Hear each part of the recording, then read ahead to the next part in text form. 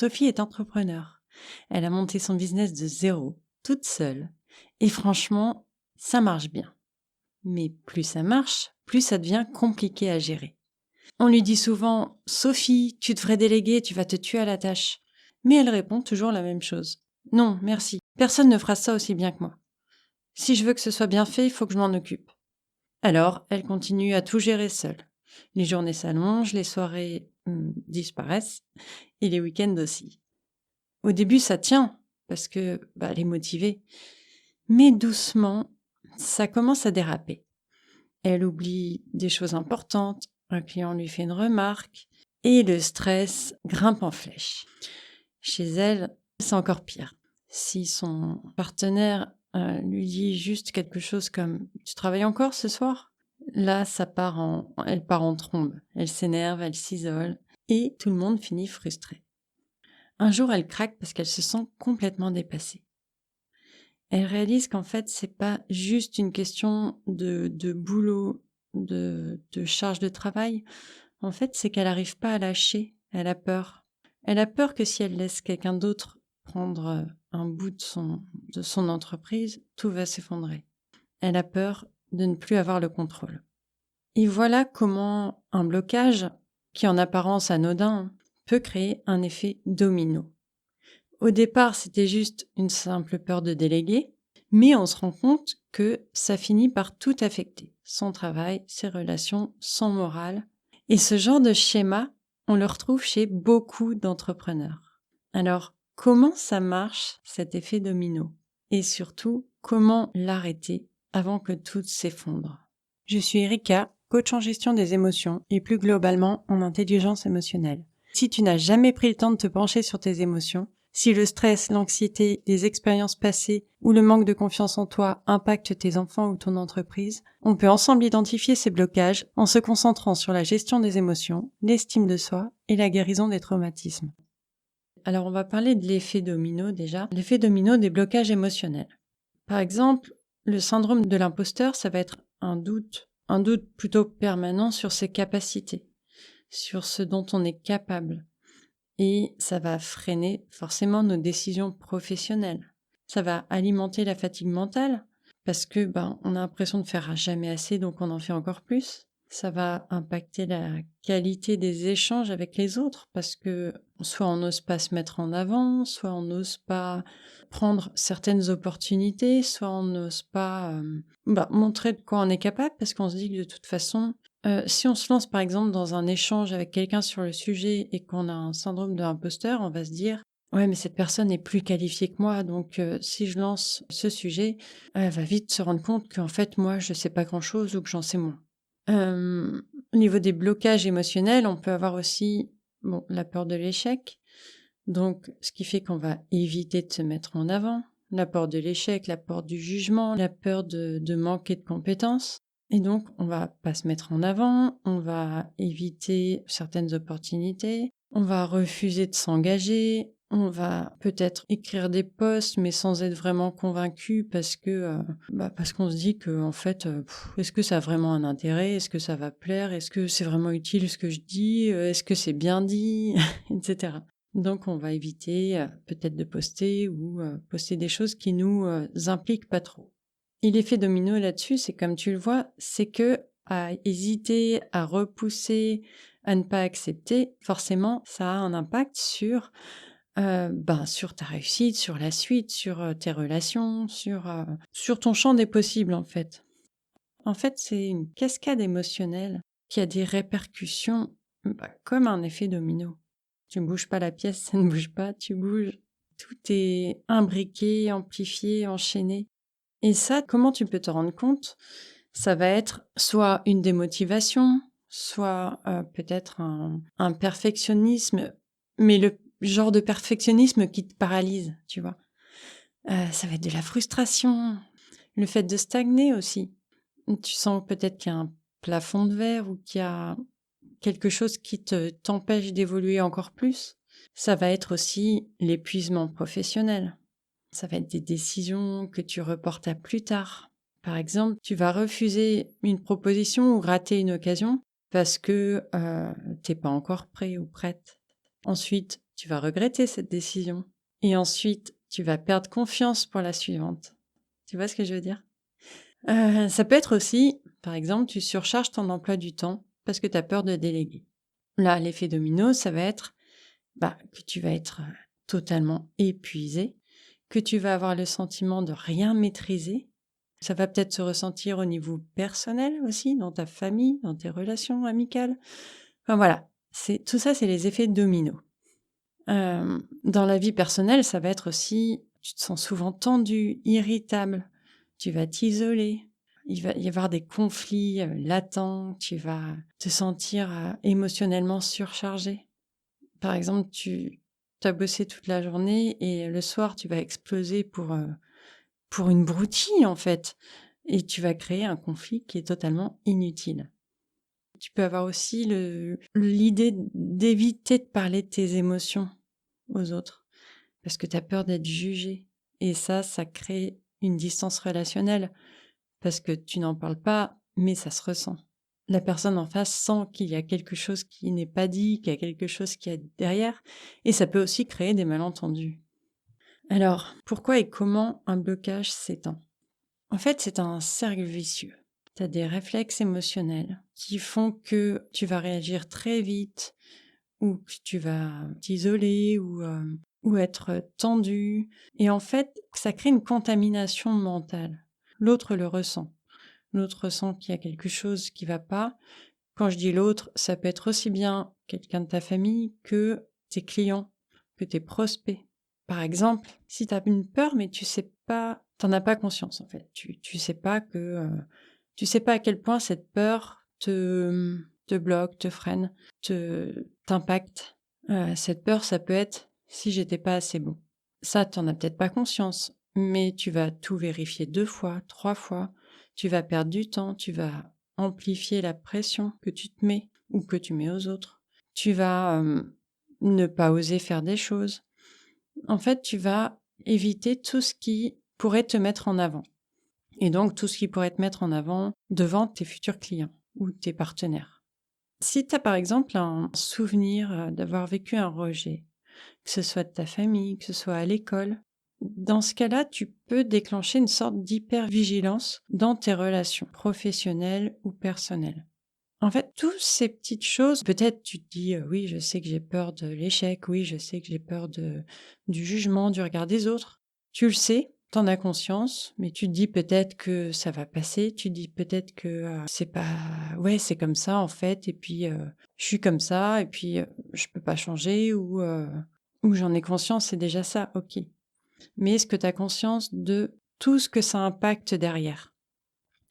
Si tu essayes de faire le point là avec moi, sur tes peurs, déjà, essaye de nommer une des peurs que tu peux avoir, ou un des freins, ou un des blocages que tu peux avoir.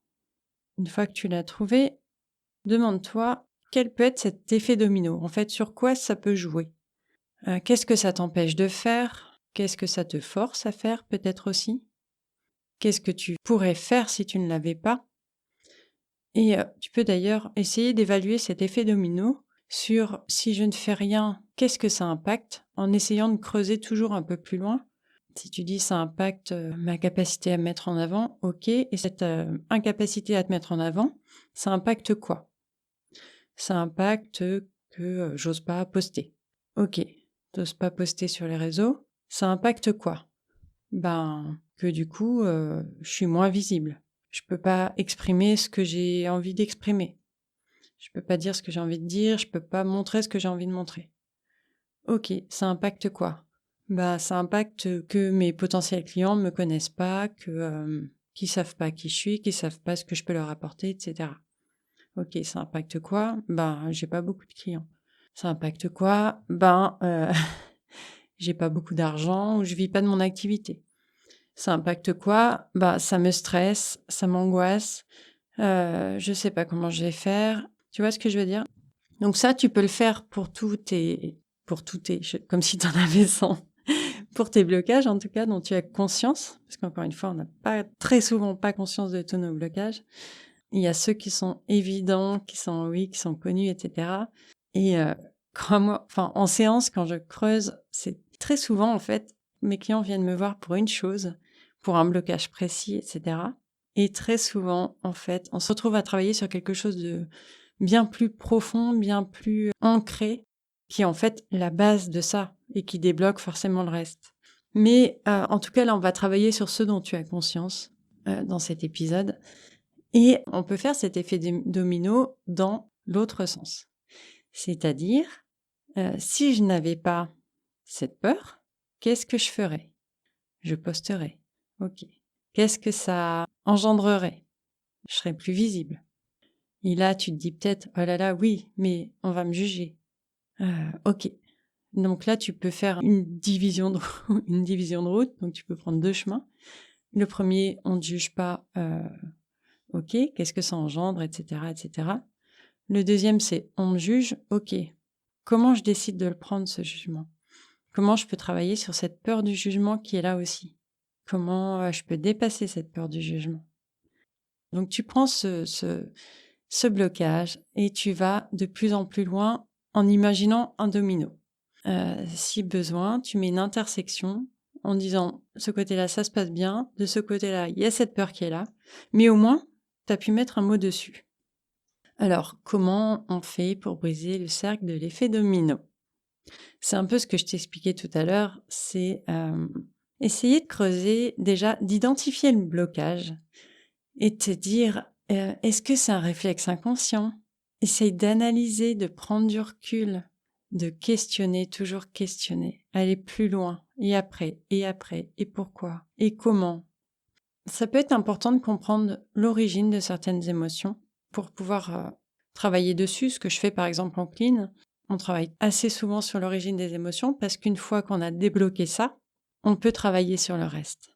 Donc, tu peux par exemple analyser un échec ou autre, enfin un échec. J'ai énormément de mal avec ce mot, mais imaginons ce que tu ressens toi comme un échec et tu peux dire, est-ce que c'est vraiment cet événement-là qui me bloque ou est-ce que c'est une peur plus ancienne? Est-ce que ça réveille une peur plus ancienne? Est-ce que ça confirme une peur plus ancienne?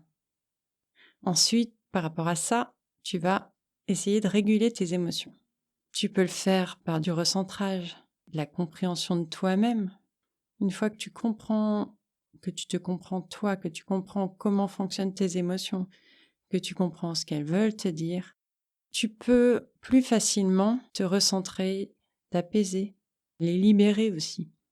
Certains aiment écrire, donc tu vois, une personne qui va utiliser un exercice de gratitude tous les jours ou dans l'idéal tous les jours, ça peut limiter l'impact du stress, l'impact de cette sensation que rien ne va, cette impression de manquer aussi peut-être.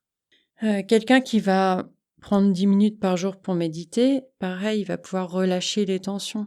En fait, chaque personne a son propre moyen de réguler ses émotions. Le tout, c'est de trouver la tienne. Ensuite, c'est important de trouver l'équilibre. Quelles sont tes priorités? Qu'est-ce que tu peux simplifier? Qu'est-ce qui te fait du bien? Qu'est-ce qui te recharge émotionnellement? Qu'est-ce qui te manque? De quoi tu as besoin pour te sentir aligné? Pour certains, ça va être de fixer des plages horaires sans téléphone ou sans travailler pour préserver l'équilibre mental. Pour d'autres, ça va être de planifier des activités qui nourrissent l'énergie, par exemple. Le sport, la lecture, le temps avec les amis, avec la famille. Et tout ça, ça peut contrer l'effet domino du stress si ton domino à toi, c'est le stress. Donc pour résumer cet épisode, le blocage émotionnel, c'est cette première pièce de domino qui tombe et qui va entraîner tout le reste. Alors quelquefois, cette première pièce de blocage, elle révèle d'autres blocages parce qu'il peut y avoir d'autres dominos qui tombent de travers ou qui bloquent ou qui ne tombent pas.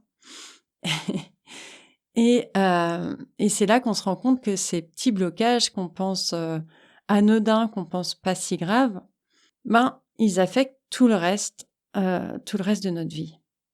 Ce qui est important, c'est de pas laisser ces émotions prendre le contrôle, mais de les observer et d'agir à la source. Parce que c'est pas parce qu'un domino est tombé que toute la chaîne doit suivre. Bien entendu, on peut stopper l'effet. Il faut savoir aussi qu'un blocage émotionnel, il n'est jamais isolé. comme une première pièce de domino. Il peut affecter ta confiance, ton travail, tes relations, ta santé. Mais l'inverse est vrai aussi. Si tu identifies ce blocage à la source, si tu apprends à le réguler, si tu apprends à le dépasser, tu peux stopper cet effet domino et tu peux retrouver un équilibre et ajuster aussi tes pièces de domino en fonction de ça pour qu'ils t'amènent là où tu veux aller. Et alors j'ai une petite question pour toi, donc en lien avec ça. Si tu devais nommer une émotion ou une peur qui te pèse en ce moment et dont tu as conscience, ça serait laquelle? Alors, avant de passer à tes épisodes suivants, essaye de prendre quelques minutes pour réfléchir à un blocage que tu ressens en ce moment, ou peut-être depuis longtemps. Note-le, questionne son origine. D'avoir conscience de toutes les pièces qui sont imbriquées, qui sont à la chaîne, à la suite de ce premier domino, et de choisir une action concrète, aussi petite soit-elle, pour commencer à la désamorcer. Ce que je peux te proposer déjà, c'est de télécharger les petits jeux que j'ai conçus pour toi. C'est une box avec 5 petits jeux pour essayer de comprendre avec quoi tu n'es peut-être pas aligné, quelles sont tes peurs, quels sont tes blocages. Voilà, faire un petit point sur ta vie en fait. Ça peut te donner un aperçu de ce qui pourrait éventuellement te freiner ou être la première pièce de cet enchaînement de dominos. Je te la mets en commentaire si tu veux la télécharger, c'est gratuit et ça peut te donner des éclairages. Je te souhaite une bonne semaine, je t'embrasse et à la semaine prochaine.